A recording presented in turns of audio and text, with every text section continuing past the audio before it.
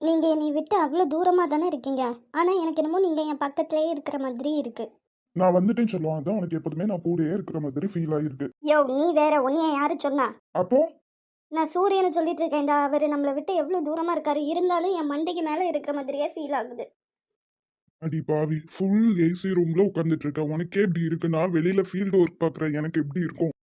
வேலை இருந்தா கூட ஒரு பிரச்சனை இல்லடி. ஏதாச்சும் கஸ்டமரை பார்க்க ஏசிக்குள்ள போயிட்டு திருப்பி வெளியில வரும்போது வரும் பாரு ஒரு தலை வலி. எனக்கு பயமா இருக்குடா அந்த வெயில நினைச்சால. எப்படி இந்த 2-3 மாசத்தை ஓட்ட போறோன்னே தெரில. நான் வேணா உன்னை ஊட்டி கூட்டு போயிட்டா 3 மாசம் அங்கேயே இருந்துட்டு வரலாம். நடக்கிறத பேசுடா. நீ ஊண்டு ஒரு வார்த்தை சொல்லிட்டு உனக்காக பண்ணுவேன். ம். அப்போ 3 மாசத்துக்கு தேவையான திங்ஸ் எல்லாம் எடுத்து வச்சுக்கோ. நம்ம ஊட்டி போறோம். போடா மென்டல். நான் உன்னோட விஷயத்துல மெண்டல் தாண்டி. நீ ஆசைப்பட்ட எல்லாமே கிடைக்கணும். நீ எந்த விஷயத்துக்காகவுமே கஷ்டப்படக்கூடாது. ஊட்டிலாம் வேண்டாம், நீ என் பக்கத்துல இரு. நீ தான் கிலோ கணக்கில் என் மேலே ஐஸை தூக்கி வைக்கிறிய. அதுலேயே எனக்கு அப்படி குளிருதுடா. அடி பாவி, உண்மைக்கு சொன்னா எப்படிலாம் பேசுற பத்தியா? ஆமா, நீ எதுக்கு இப்போ எங்கள் ஆஃபீஸ் வந்த? நீ எதுக்கடி வந்த? வீட்டுல உட்காந்து வேலையை பார்க்க வேண்டியதானே? அதையும் இல்லை, தாராவும் இல்லை. நான் வந்தாதான்டா இங்கே உள்ளவங்கெல்லாம் கொஞ்சம் கொஞ்சம் வேலை பார்க்காங்க. அதான் கார்த்தி, நிஷா, ராகுல் எல்லாரும் இருக்காங்கல்ல. இதை விட பெருசா சகானா இருக்கா. அவளுக்கு யார்கிட்ட இருந்து எப்படி எங்க வேலை வாங்கணும்னு தெரியும். சகனா தான்டா கால் பண்ணி வரவே சொன்னாங்க. இன்னைக்கு அவங்களுக்கு ஏதோ ஒரு வேலை இருக்கா, அவங்க ஆஃபீஸ் ஒர்க்கு. ஸோ இன்னைக்கு ஒரு நாள் மட்டும் நீங்கள் பார்த்துக்கோங்கன்னாங்க. சரி, சாப்பிட்டியா நீனு? சாப்பிட்டுட்டு தாண்டா உட்காந்துருக்கேன். ஜூஸ் கூட குடிச்சிட்டேன்டா. அத்தை அங்கே இருந்தாலும் இங்கே உள்ளவங்களுக்கு ஃபோன் பண்ணி சொல்கிறாங்க போல. 1 மணி நேரத்துக்கு ஒவ்வொன்றும் வந்துட்டு இருக்கு. நீ சாப்பிட்டியான்னு பாக்குறதுக்காக தாண்டி வந்தேன். எல்லாம் ஓகே தானே? முடியலன்னா வீட்டுக்கு கிளம்பி போயிரு, சரியா? நான் சாப்பிட்டேனான்னு பார்க்கறதுக்காகடா இவ்வளோ தூரம் வந்தேன். ஆமா, மேடம் தான் வேலைன்னு வந்துட்டா வெள்ளக்காரியாச்சே. வேலையில மூழ்கிட்டீங்கன்னா உங்களுக்கு ஒண்ணுமே ஞாபகம் இருக்காது. அதான் வந்தேன். சாப்பிட்டேன்டா, ஜூஸ் குடிச்சிட்டேன், எல்லாமே பண்ணிட்டேன். ஓகேவா? சரிடி, அப்ப நான் கிளம்புறேன். பார்த்து பத்திரமா போ. இருமை, இது ஆஃபீஸு. ஆபீஸா இருந்தாலும் எங்க இருந்தாலும் நீ என் பொண்டாட்டி தானடி. சரி சரி கிளம்பு. எப்படி ஒரு நல்லவன்ட்ட வந்து சிக்கியிருக்கேன் பாத்தியா?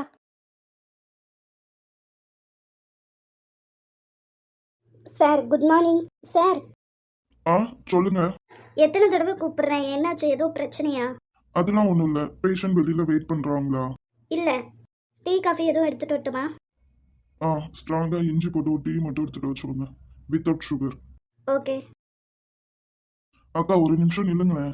என்ன தம்பி, நீங்க ஏதோ ஒரு பிரச்சனையில இருக்கீங்கன்னு மட்டும் தெரியுதா, ஆனா சொல்ல மாட்டேங்க. நீங்க தான் இங்க ரொம்ப வருஷமா வேலை பார்த்துட்டு இருக்கீங்க. அப்போ இங்க வந்து அப்பாக்கு எதிரி யாராச்சும் இருக்காங்களா? இல்லையே, அப்பாவோட பெஸ்ட் ஃப்ரெண்ட் யாராச்சும் உங்களுக்கு தெரியுமா?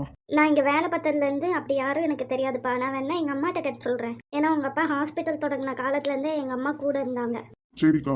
ஏன்பா, எதுவும் பிரச்சனையா? பெரிய பிரச்சனை எல்லாம் கிடையாதுக்கா. எந்த பிரச்சனை வந்தாலும் பாத்துக்கலாம். சரிங்க தம்பி, நான் உங்களுக்கு டீ கொண்டு வர சொல்றேன். சரிக்கா. யோ போலி டாக்டரே, என்ன இப்படி உட்காந்துட்டு இருக்கீங்க? என்ன வேணும் இப்போ உனக்கு? எனக்கு தெரிஞ்சு நீ போலி டாக்டருங்கிற உண்மை பேஷண்ட்டுக்கும் தெரிஞ்சிருச்சுன்னு நினைக்கிறேன். இப்ப பாரு, பேஷண்டே வரமாட்டிக்காங்க. அதுக்கு தானே நிறைய பேர் ஆசைப்படுறாங்க. அவங்க ஆசைப்படுற மாதிரியே நடக்கட்டும். புரியல.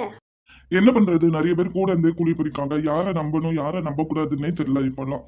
நிறைய பேர் அந்த ஹாஸ்பிட்டலை இழுத்து மூட வைக்க தான் பிளான் பண்றாங்க. அவங்க பிளான் படியே நடக்கட்டுமே.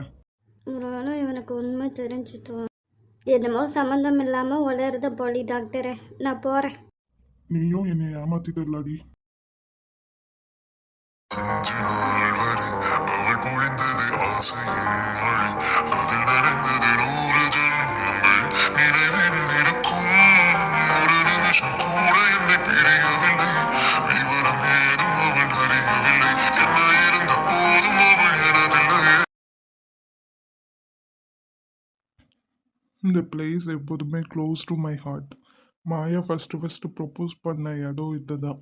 ஆனால் அப்போது எனக்கு அவள் லவ்வோட வேல்யூ தெரில. இப்போ தெரியுது, ஆனால் அவள் என் கூட இல்லை.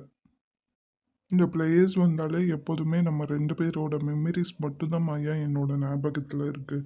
இந்த பிளேஸில் நிறைய என் கூட சண்டை போட்டிருக்கேன், நிறைய அழுதுருக்கேன், நிறைய சிரிச்சிருக்கேன், என்னை சிரிக்க மட்டுமே வச்சுட்டு இருந்திருக்கேன்.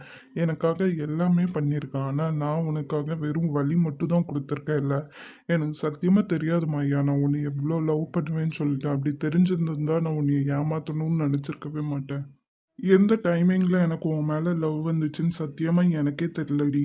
எனக்கே தெரியாமல் நான் உன்னை ரொம்ப காதலிச்சிருக்கேன் மாயா. எந்த அளவுக்கு காதலிச்சிருக்கேன்னா, இப்போ இங்கே பாரு, டெய்லி உனக்காக நான் இங்கே வெயிட் பண்ணிட்டு இருக்கேன். நீ ஓடி அர்ஜுன் அப்படின்னு என்கிட்ட வந்துட மாட்டியான்னு சொல்லிட்டு. எனக்காக காலேஜ் ஃபீஸ் பே பண்ணியிருக்க, காலேஜ் முடிச்சு இத்தனை வருஷம் தெண்டமாக இருந்திருக்கேன். அப்போ கூட நீ எனக்காக எல்லாமே பண்ணியிருக்க. ஏன் இப்போ நான் போட்டிருக்க ஷர்ட்டு நீ வாங்கி கொடுத்தது, வாட்ச் நீ வாங்கி கொடுத்தது, பேண்ட்டு ஷூ எல்லாமே நீ வாங்கி கொடுத்ததுடி. நீ வாங்கி கொடுக்கும் போதுலாம் எனக்கு அதில் உள்ள ரேட்டு மட்டும் தான் தெரிஞ்சிச்சே தவிர உன்னோட லவ் சத்தியமாக எனக்கு தெரிலடி. இதுதான் உண்மையான லவ்ன்னு காட்டுற அளவுக்கு எனக்கு யாருமே இல்லை மாயா. என்னோட அப்பா இல்லை, என்னோட அம்மா இல்லை. நான் பார்த்தது ஃபுல்லு பணம் பணம் பணம். இந்த பணம் இல்லாமல் நான் லைஃப்பில் எவ்வளோ கஷ்டப்பட்டிருக்கேன், ஒரு வேளை சோத்துக்கு எவ்வளோ கஷ்டப்பட்டிருக்கேன். உனக்கு எதுவுமே தெரியாது மாயா. உன்கிட்ட நான் சொல்லியிருக்கணும், சொல்லியிருந்தா நீ பணம் ஒரு மேட்ரு இல்லை, லவ் கொடுக்கணும்னு சொல்லிட்டு நீ எனக்கு எக்ஸ்பிளைன் பண்ணியிருப்ப. நான் உன்கிட்ட சொல்லாமல் விட்டது என்னோட தப்பு தான். லைஃப்பில் பெரிய தப்பு பண்ணிட்டேன் மாயா. எனக்கு உன்னைய பற்றி நல்லாவே தெரியும். நீ மித்த பொண்ணுங்கள மாதிரி கிடையாது. மித்த பொண்ணுங்க லவ் பண்ணிட்டாங்கன்னா அந்த பையனுக்கு எத்தனை சான்ஸ்னாலும் கொடுப்பாங்க. நீ உண்மைக்குமே ரொம்ப லவ் பண்ண, ஆனால் நான் உனக்கு நம்பிக்கை துரோகம் பண்ணிட்டேன். இனிமேல் அந்த நம்பிக்கையை என்னால் சம்பாதிக்க முடியாதுன்னு எனக்கு தெரியும்டி. நீ ரொம்ப ப்ராக்டிக்கலான பொண்ணு. லவ்வுக்கு வந்து நீ எதுனாலும் பண்ணுவேன்னு எனக்கு நல்லாவே தெரியும். ஆனால் திருப்பி அதே லவ்வுக்காக நீ என்கிட்ட வரமாட்டேன்னு எனக்கு நல்லா தெரியும்டி. இந்த நேரத்துக்கு என்னைய மறக்க ட்ரை பண்ணியிருப்பேன், மூவ் ஆன் ஆகியிருப்பேன், எனக்கு எல்லாம் தெரியுமாயா. ஆனால் எனக்கு எப்போதுமே உன்னோட நினைவுகள் மட்டும் போதும்டி. ரொம்ப அழகான நினைவுகள். நீ எப்போதுமே எனக்காக ஆசைப்பட்ட விஷயம் ஒன்றே ஒன்று தான், நான் சக்ஸஸ் ஆகணும்னு சொல்லிட்டு. அந்த சக்ஸஸ் நான் கண்டிப்பாக ஆகி காட்டுவேன்டி.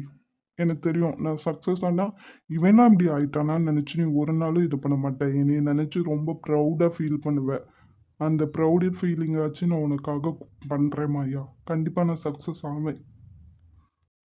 Love you and miss you டி. நீ மட்டும் நின்றால் உடலோடு உடல் மாற்றம் செய்வேனே. நீ மட்டும் போயென்றால் அப்போதே உயிர் விட்டு செல்வேனே.